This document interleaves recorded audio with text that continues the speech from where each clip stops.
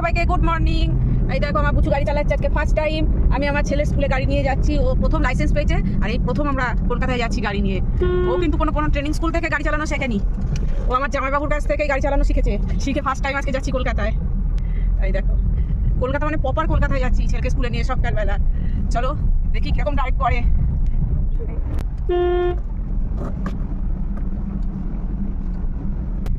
তো বন্ধুরা সকালবেলা বেরিয়েছিলাম, তোমাদেরকে বলেইছি যে ছেলের এক্সাম ছিল, গেছি ফার্স্ট টাইম দাদা ড্রাইভ করে নিয়ে গেছে। বাবু তোর পরীক্ষা কেমন হয়েছে বল? ভালো হয়েছে বলছে, কারণ একটু আজকে বেশি ভালো লাগছে ওর, কারণ বাপি ফার্স্ট টাইম গাড়ি করেও গেছে, বাপি ড্রাইভ করে নিয়ে গেছে বলে কথা।